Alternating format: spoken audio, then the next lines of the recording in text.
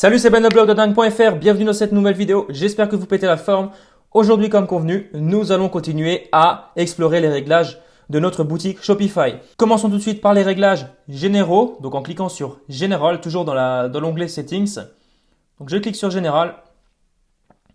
Et là, vous allez pouvoir modifier toutes vos informations, notamment le nom de votre boutique, votre adresse email, vos informations, donc au niveau de votre adresse, votre numéro de téléphone, etc.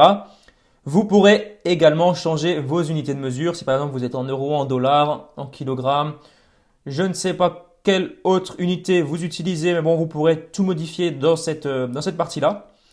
Une fois que vous avez tout bien configuré, il vous suffira de cliquer sur Save. Revenons tout de suite à nos réglages pour l'onglet suivant qui est le paiement. Donc par cet onglet, vous allez pouvoir gérer tous les modes de paiement. Donc les modes par lesquels les clients pourront payer leurs produits directement depuis votre site. Donc je vous conseille vivement d'utiliser PayPal. Déjà, à mon sens, c'est la base pour pouvoir accepter les paiements. Donc créez-vous un compte PayPal, donc un compte PayPal professionnel. Je vous invite à aller voir directement sur le site de PayPal comment procéder. Donc là, il vous suffira de cliquer sur Edit. Là, je vais juste le désactiver pour vous montrer comment procéder, puisqu'il est déjà activé en fait à la base. Donc là, je le désactive comme ceci. Alors, lorsque vous avez désactivé votre compte PayPal, vous cliquez sur Select PayPal Method et là, vous choisissez PayPal Express Checkout comme ceci. Ensuite, vous allez en bas de la fenêtre PayPal et vous cliquez sur Activate. Et là, tout simplement, il va vous demander d'entrer vos informations de votre compte professionnel PayPal. Donc, je vais le faire pour vous montrer.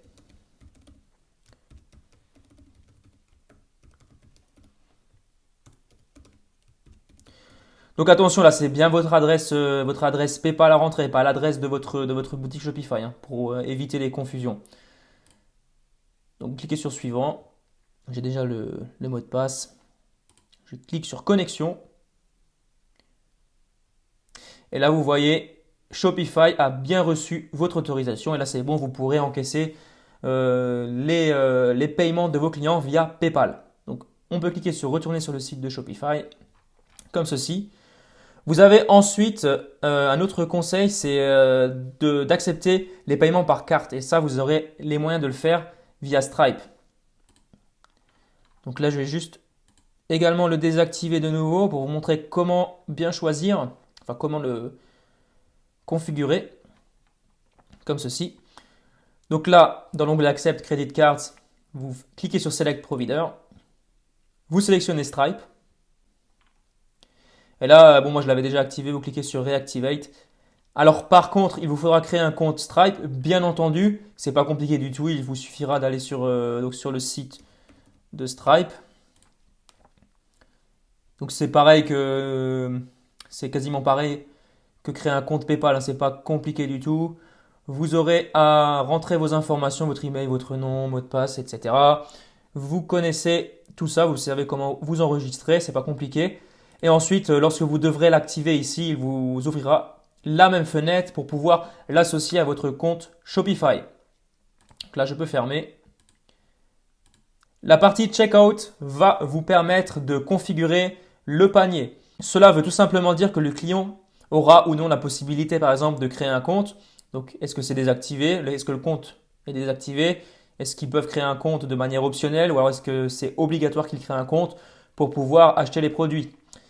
Vous pourrez également modifier les contacts qu'ils doivent remplir, s'ils doivent remplir leur nom, leur prénom, est-ce que c'est obligatoire? L'adresse également. Je vous invite à régler tout cela comme bon vous semble, donc comme vous le jugez nécessaire. Vous cliquerez ensuite sur Save et on peut tout de suite retourner dans les réglages.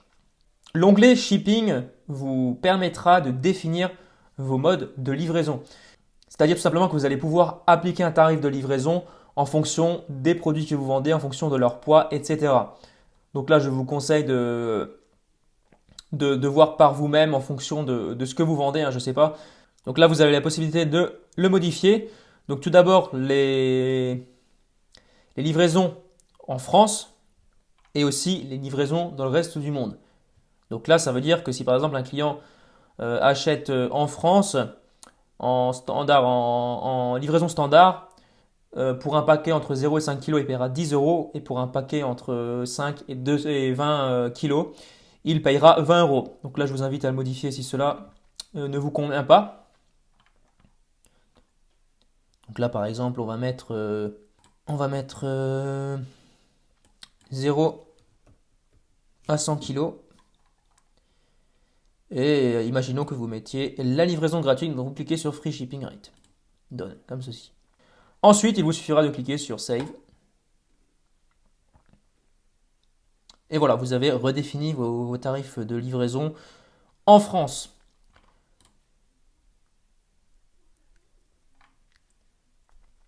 Vous pouvez également les modifier pour le reste du monde. Je vous invite à tout voir par vous-même en fonction de vos produits. Et nous allons continuer à visiter tous les réglages. Alors l'onglet ici ne nous intéressera pas forcément, mais il concernera toutes les taxes. Donc je vous invite à laisser cocher All taxes are included in my price. Ça veut dire tout simplement que toutes les taxes sont incluses dans mon prix. Donc voilà, ça je vous invite à le laisser comme ceci. L'onglet notification servira à gérer toutes les notifications, donc les notifications que le client recevra et que vous recevrez lorsqu'il y aura des commandes. Dans l'onglet Files, vous pourrez importer ou uploader des images ou des vidéos.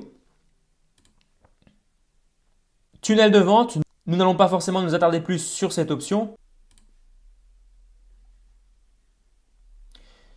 Et dans le menu Account, vous allez pouvoir gérer tout ce qui est en rapport avec votre compte. Donc, si par exemple vous avez une carte de crédit préenregistrée, etc.